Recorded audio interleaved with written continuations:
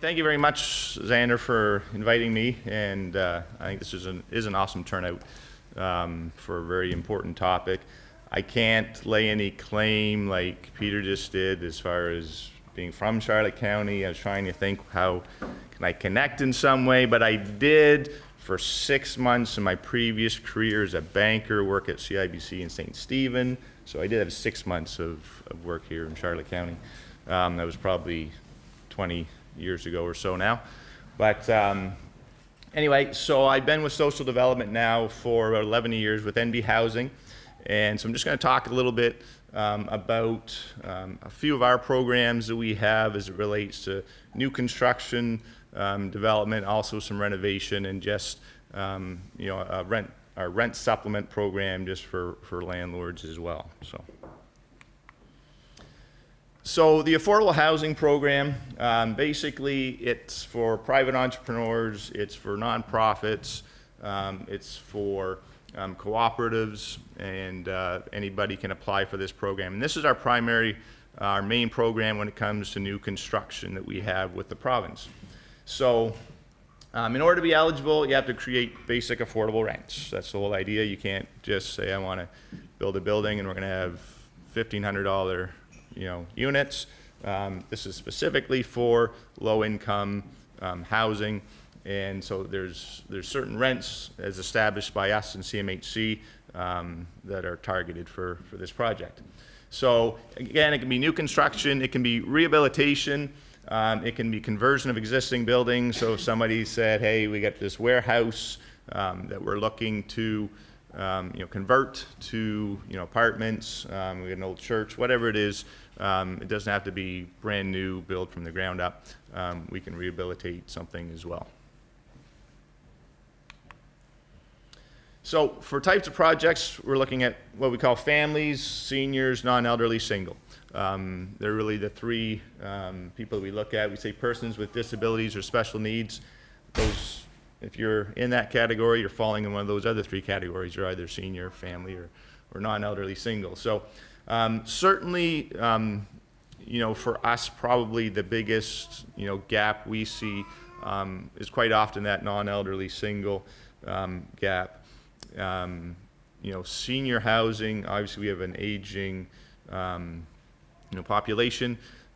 That's the one type of housing that, especially in Charlotte County, that we actually, as a government, that we do have in each community. We at least have some senior housing. We have some family housing in our houses. We do not have any, government non-elderly, single, or one-bedroom housing in Charlotte County. We do have some with private landlords, but we've never built any of that ourselves. So that certainly be one of the bigger gaps that we have. A couple other key things with this particular program. So all construction has to be done in line with the provincial green building policy. And also 15% all of the units when you're building have to be accessible. So those are a couple of the key criteria for any new development. So how does it work? So it's a forgivable loan that you get when you apply and are approved for this program. And basically it's a maximum of $70,000 per unit if you're a nonprofit. It's $60,000 per unit if you're a private entrepreneur. So if you're a nonprofit, 100% of the units in your project are eligible for that $70,000. When you're a private entrepreneur, then it's 50% of the units in your project are eligible for the $60,000. You don't have to, if you're a private entrepreneur, you don't have to go up to that 50%. That's the maximum. You could be saying, listen, I'm doing a 12-unit building. I'd like to do one or two and make them, partner with you for that. That's fine. We're saying is that if you're private, we go up to a maximum of 50%. Same thing with nonprofits. Nonprofits do not have to do 100% either. They can do 50%. The model of mixed income has been a proven ideal model for a lot of years. And so even as a nonprofit, if you can make it work on a mixed income, on mixed units, then that's what we like to see. So a couple other things, basically how this works, we enter into a mortgage with the developer. just to ensure that the units remain affordable, and that they stay with, the type of people that need them. The maximum is 20 years. It can be as short as 14 years, depending on the equity of the developer. So the more money you're putting into it, or the more equity you're putting into it, then the shorter the term the mortgage can be. So just a couple other things too. So if you are a nonprofit, you are eligible for what we call proposal development funding, up to a maximum of $50,000, just to help with some of those upfront costs when it comes to developments. As well, their rent supplements are included in this program as well. So I have another slide that'll talk about rent supplements a little bit more, but those rent supplements are the subsidies for the low-income tenants in those units. And so again, if you're a nonprofit and doing 100% of the units, then all those units qualify to be part of this rent supplement program. If you're a private developer and you're saying, listen, I've got 6 units I want to do this, then 6 of those units would be subsidized and would be part of that program. So I also wanted to just chat quickly here as well, just about our Rental Residential Rehabilitation Assistance Program. We call it RAP, and I'm going to refer to it as RAP. And so it's a separate program which is for existing buildings, existing apartments and rentals that need to be renovated. They need repairs. So again, you're eligible as a private entrepreneur, as a nonprofit, as a cooperative. Basically, you have to have at least 1 unit, obviously, or more, and they need to be the people who are below the income threshold, which is set by social development and CMHC. So again, it's for lower income individuals.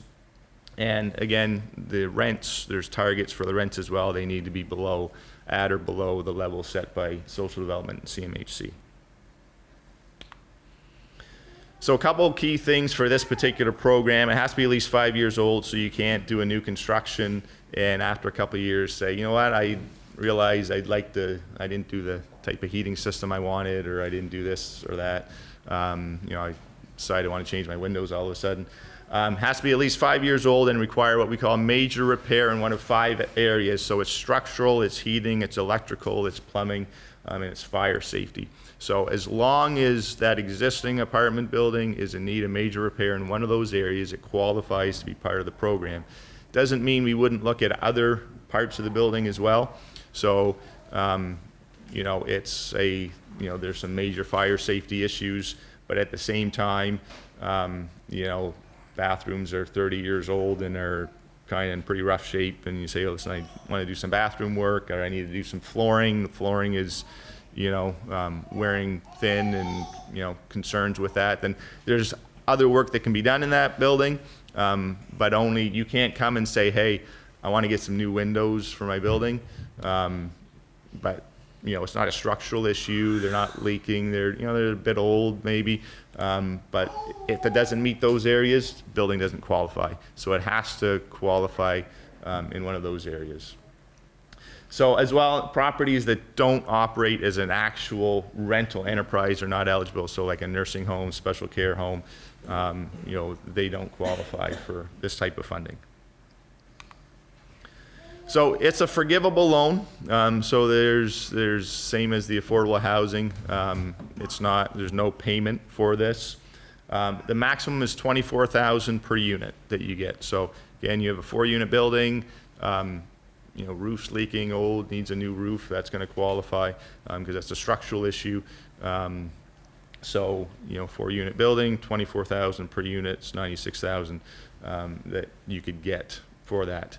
It's 25% of the total cost. So again, it's going to cost $100,000 to do the work. The maximum we're going to do is $75,000 anyway, because you need to put 25% of your own money into it. The landlord would have to. So again, with the exception of nonprofits, is that one exception when it comes to the 25% down. And again, there's a rental agreement that we sign when we go into this. Basically, you're agreeing to rent to low-income individuals, agreeing to keep the rents low. And I just wanted to, as well, just finish off about the rent supplement program. So rent supplements are not automatically part of that RAP program. They are automatically part of the affordable housing, the new construction program. So just so you're clear on that, so that's the program where the tenants, 30% of their income goes towards the rent. So that is what makes it affordable. You as a landlord, maybe the rent is set at $1,000 a month. Well, we know even $1,000 a month can be low right now in the market for a rental. But if you're on income assistance, you can't afford $1,000 a month. $1,000 a month might be affordable for somebody who's working and has a median income, but somebody who's on low income or income assistance, they can't afford $1,000 a month. So 30% of their income, well, that's $300. So they would pay $300 towards the rent. We, as the Department of Social Development, pay the balance. So again, the rent's $1,000, 30% goes to rent. We pay the other $700 in that example. So, so we pay that directly to the landlord.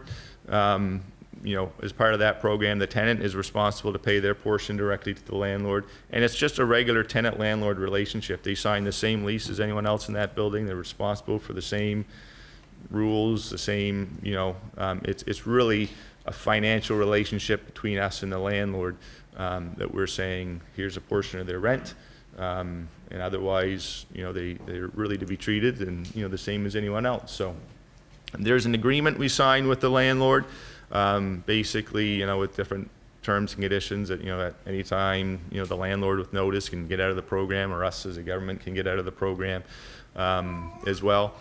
So it's open-ended that way.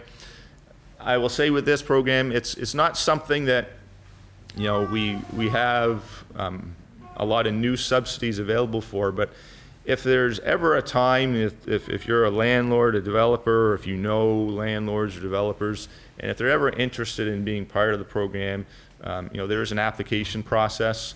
We do have probably, more than ever, with the resale of buildings, people flipping them, they're moving them around, people from outside of the province are coming and going, and you hear all kinds of things in the media, these renovictions and all these types of things that are happening, that these rent supplements, which are attached to the unit, they're becoming available, whereas a new landlord comes in, he buys a building, does their renoviction, if you will, renovates it, and then they come back to us, and now all of a sudden, instead of the $900 we've been paying for rent, they want us to pay $1,200 or $1,300, which is too rich for our blood. And so we then start looking for where's another unit we can move this subsidy to. So so we are open, if you're a landlord, if you're a developer, if you know somebody that would be interested in being part of this program.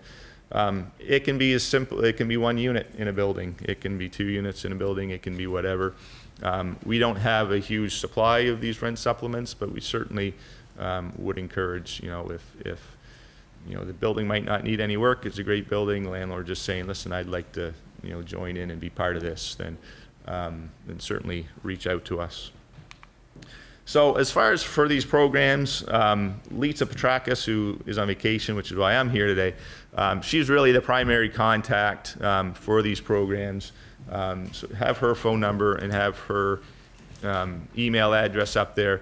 And I will be sticking around after and certainly have some information I can hand out, her business card and my business card as well. I can give to people. If you go on the Government of New Brunswick website, social development, housing, we have this information on the website as well. And some good programs. As far as the only other thing I'll say, funding, traditionally with the new construction funding, that's something that went like every 2 years or 3 years, and you'd have a short window to apply. Like it would be, you apply in January, and if you didn't get picked or if you didn't get a proposal in, you'd have to wait 2 or 3 years before you could apply again. It's changed now that we're continually looking at proposals. So anybody with a proposal for a project, at least 2, if not 3 times a year now, we're looking at funding. So if you missed out on something, then I'm gonna have to wait another year or 2 before I can get talk to the government again. We're continually open, can continually talk to us. We're always accepting proposals. So, and Lisa would be the main contact for that information. So I will be around for questions later, and thank you very much.